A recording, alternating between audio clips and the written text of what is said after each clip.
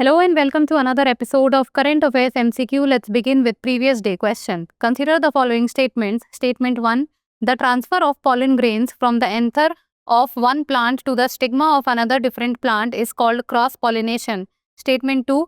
A hybrid seed is produced by controlled cross-pollination between different varieties of the same plant. Which one of the following is correct in respect of the above statements? Both statement 1 and statement 2 are correct and statement 2 is the correct explanation for statement 1. Both statement 1 and statement 2 are correct and statement 2 is not the correct explanation for statement 1. Statement 1 is correct but statement 2 is incorrect. Statement 1 is incorrect but statement 2 is correct. The correct answer is option B. The transfer of pollen grains from the anther of one plant to the stigma of another different plant is called cross-pollination. Hence, statement 1 is correct. These are chosen to enhance the characteristics of the resulting plants, including better yield, greater uniformity, and disease resistance. A hybrid seed is produced by controlled cross-pollination between different varieties of the same plant. Hence, statement 2 is correct. All hybrid seeds in a packet have the same parent plants, which means they will all grow into uniform plants. Both statement 1 and statement 2 are correct, and statement 2 is the correct explanation for statement 1. Hence, option B is the correct answer.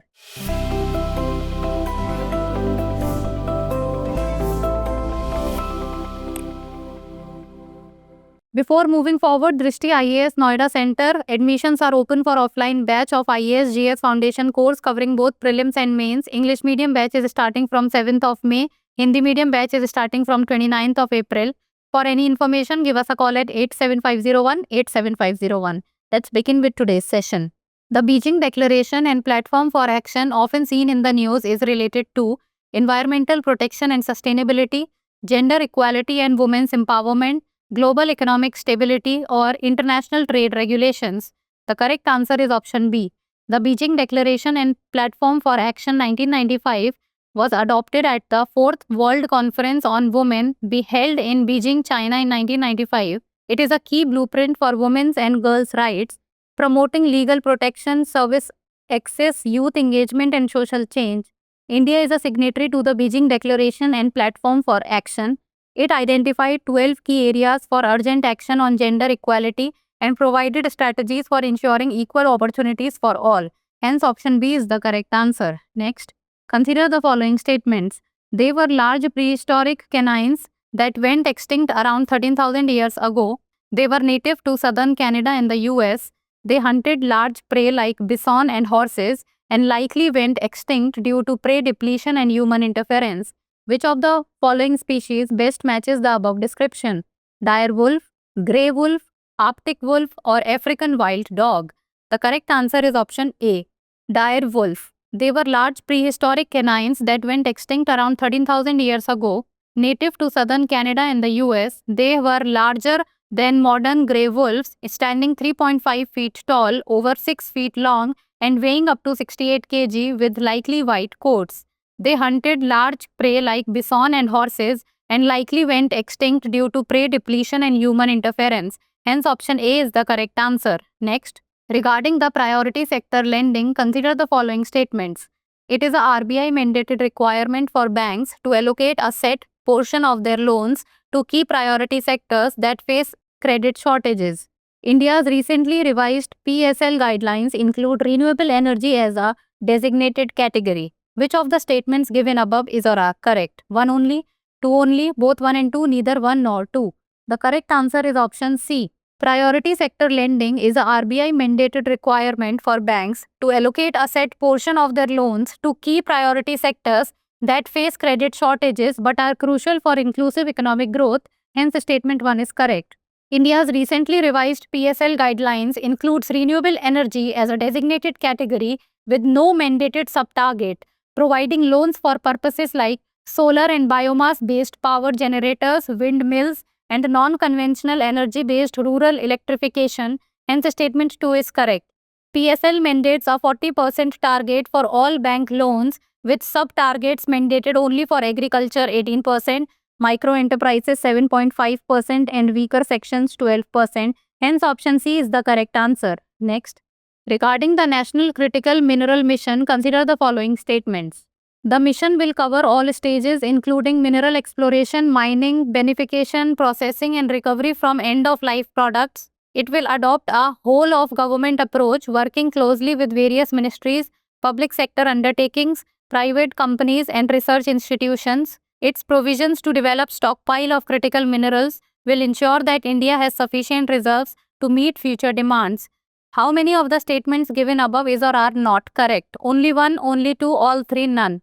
The correct answer is option D. National Critical Mineral Mission aims to reduce India's dependence on imports of critical minerals and ensure self-reliance for high-tech industries, clean energy and national defense. The mission will cover all stages including mineral exploration, mining, beneficiation, processing and recovery from end-of-life products. Hence, statement 1 is correct. The mission will intensify the exploration of critical minerals within the country and in its offshore areas. The NCMM will adopt a whole-of-government approach, working closely with various ministries, public sector undertakings, private companies, and research institutions. Hence, statement 2 is correct.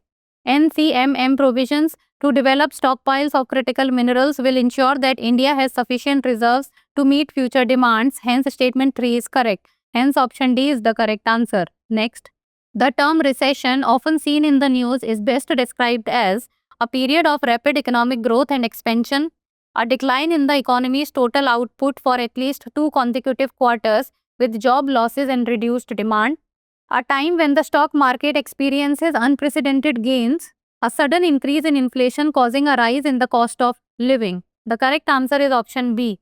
A recession typically involves the overall output in an economy contracting for at least 2 consecutive quarters, along with job losses and a reduction in overall demand.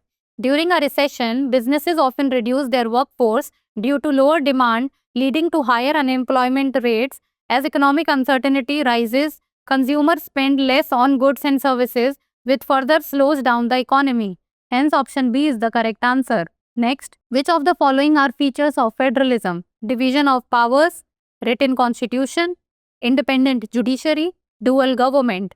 Select the correct answer using the code given below. 1 and 2 only, 2 and 3 only, 1 only, 1, 2, 3 and 4. The correct answer is option D. Features of federalism. Division of power. Powers are divided between the central government and state governments. Written constitution. A written constitution delineates the powers of different levels of government. Supremacy of constitution. The constitution is supreme and governs the relationship between the union and the states. Independent judiciary. An independent judiciary interprets and enforces the constitution to resolve disputes between different levels of government. Dual government. Both the central and state governments have their own spheres of influence and authority. Rigid constitution. The constitution is not easy to amend and provides for clear procedures for changes. Hence, option D is the correct answer. Next, regarding National Payment Corporation of India, consider the following statements. It was established by the Reserve Bank of India and the Indian Banks Association under the provisions of the Payment and Settlement System Act 2007. It has been incorporated as a not-for-profit company under the provisions of the Companies Act 2013.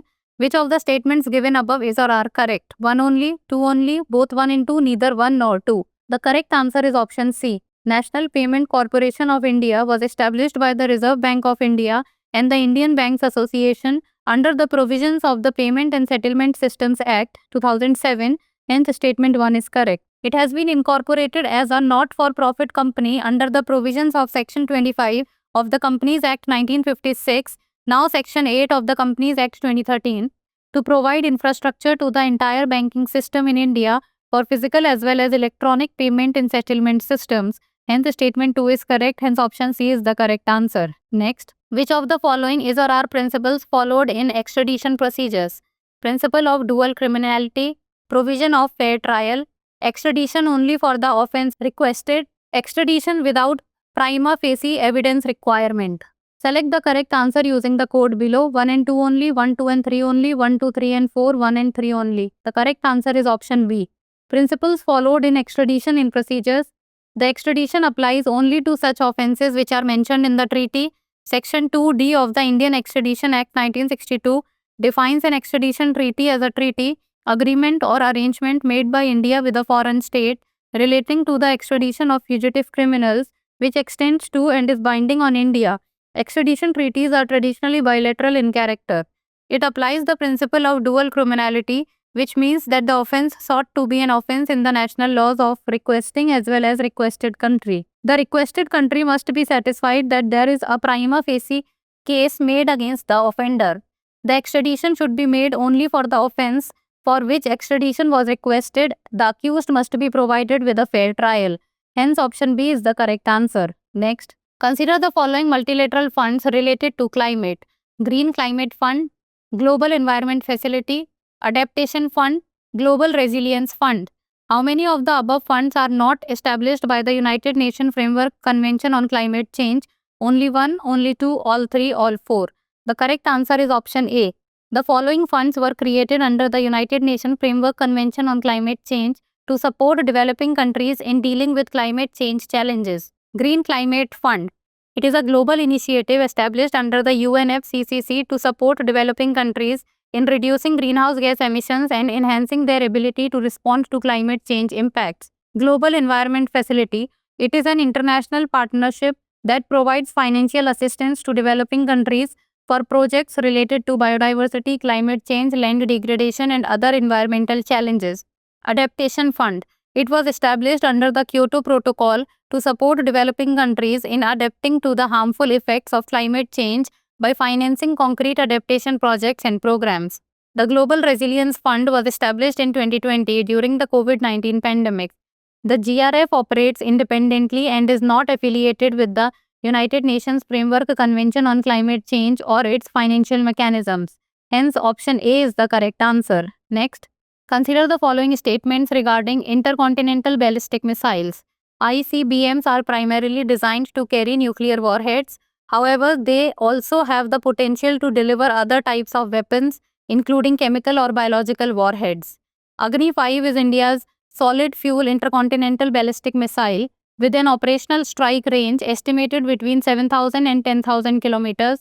ICBMs can only be launched from terrestrial platforms and not from submarines. How many of the above statements is or are not correct? Only one, only two, all three, none.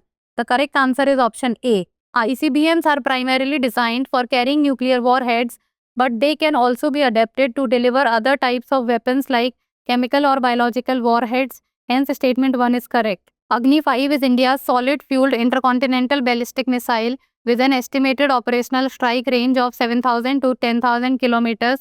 Hence, statement 2 is correct. ICBMs are not linked to terrestrial land-based platforms. They can also be launched from submarines, known as submarine-launched ballistic missiles, silos, and mobile launchers. Hence, statement 3 is not correct. Hence, option A is the correct answer. Now, it's time for the practice question. Consider the following reports: Global Competitiveness Index, Global Gender Gap Index, Energy Transition Index, or Global Risk Report. How many of the above reports is or are published by the World Economic Forum? Only one, only two, all three, all four. Send the answer of this question in the comments below. That's all for today. Thank you so much for watching.